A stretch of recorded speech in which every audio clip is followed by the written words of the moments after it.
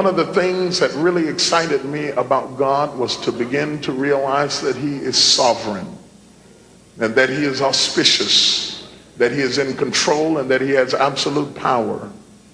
It was interesting to me to find out that he foreknew me, that he knew me before I was born, that my mother and father did not get their first look at me. They were not the first ones to see me, that God had searched me before there was a where or when or this or that he had chosen me, that he had monitored my mother's pregnancy, that he had secured me, that he had protected me in the womb, that in fact before he had formed me in the belly, as he said to Jeremiah, he says, I knew thee, I ordained thee, and I sanctified thee to be a prophet unto the nations.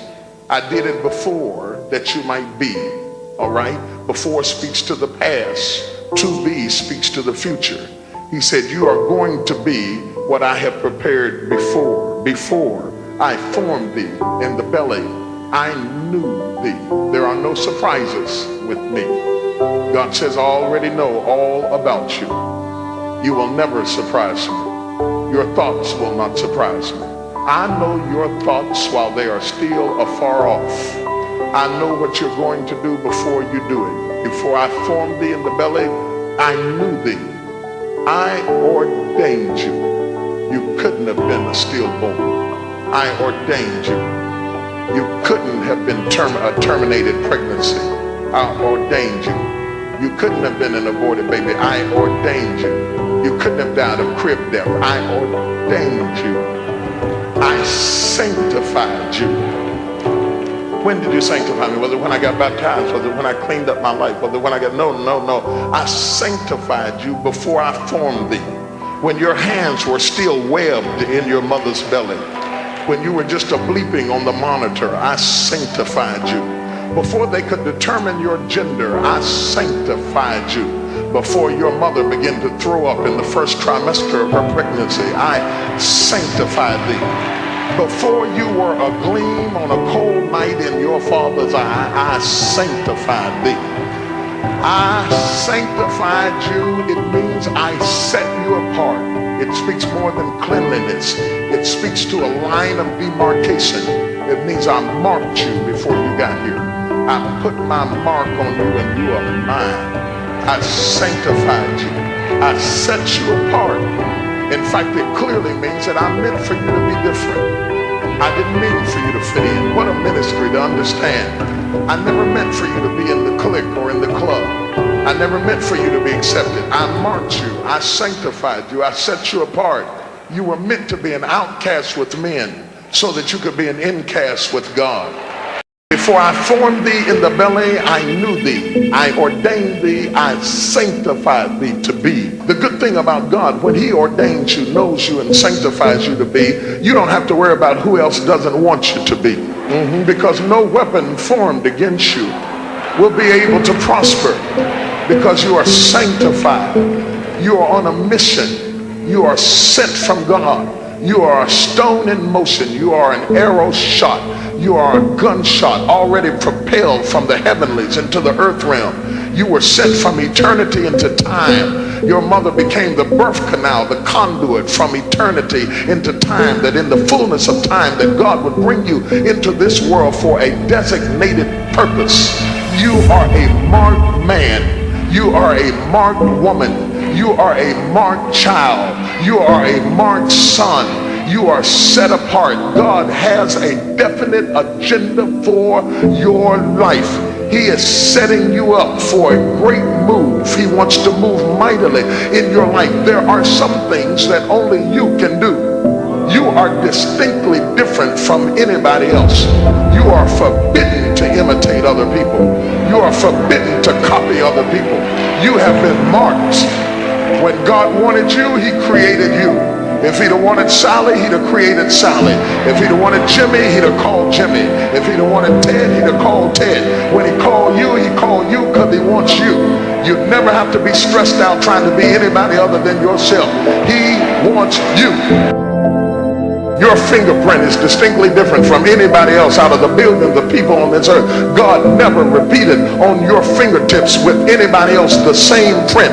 You are different from anybody else anywhere in the world, past, present, or future. Nobody has ever even had your print. You are distinctly different from anyone. The hairs on your head are numbered, not counted. That would be awesome enough to know that they were counted, that God could speak to you and tell you how many they were. But that is not enough to say that they are counted. They are numbered. To be numbered means that if one of them gets caught in a comb, he knows that that's hair number 15,438.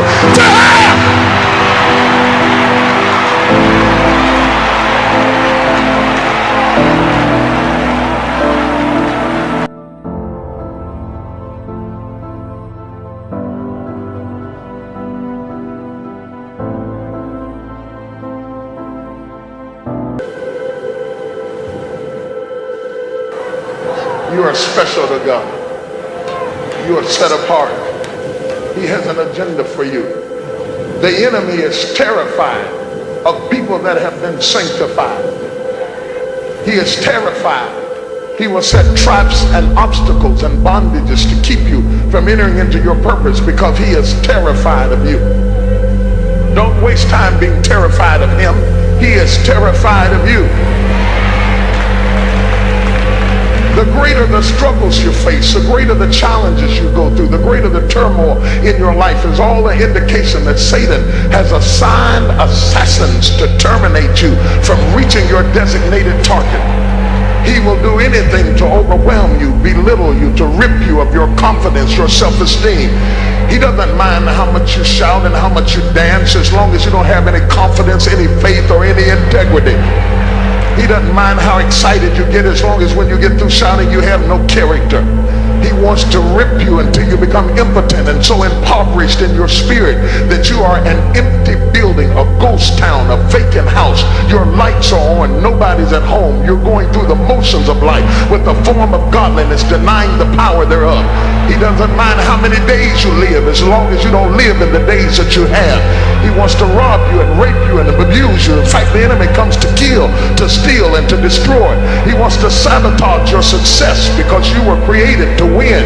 You were carved to win. You were set aside to win. You were formed to win. The potter meant for you to be a successful vessel of honor, that you might be meat for the master's use. You were not meant to fail. You were not meant to die. You were not meant to quit. You were not meant to collapse. You were meant to live. Doctors still can't figure out why the human body dies, because the body was meant to rebuild itself, refurbish itself, re-strengthen itself. You were not meant to faint. You were not meant to collapse. You were not meant to have a nervous breakdown, a stress attack, a migraine headache, break out in nervous conditions and rashes and all types of diseases and hypertension and have stress attacks and heart attacks and nervous breakdowns. You were not meant to lose it, lose control, break out, kick the dog, slap the cat, kill the children, beat the wife, dog the children. You were not meant to be a failure. You were not meant to be destitute, to be lonely, to be hungry, to be isolated, to be driven. You were meant to be the head and not the tail, above only and not beneath. You were meant to prosper and live in goodly houses. You are children of the King, the heavenly host, the God of Israel dwells in the midst of you. Tell somebody, tell them, you don't even know who I am.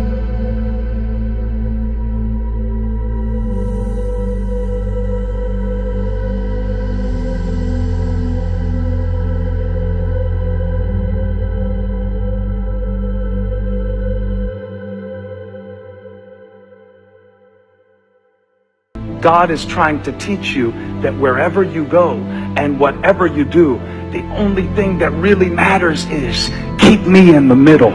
If you will keep me in the middle of your marriage, if you will keep me in the middle of your money, if you will keep me in the middle of your decisions, if you will keep me in the middle of your day. God says, I don't want 5 minutes when you start your day. I want to be your breath. I want to be your life. I want to be your strength. If you will keep me in the middle of your family, I'll bless you. If you will keep me in the middle, I'll show you what to do. It all revolves around his throne. It all revolves around his glory. He's not a part of my life. His presence is my life.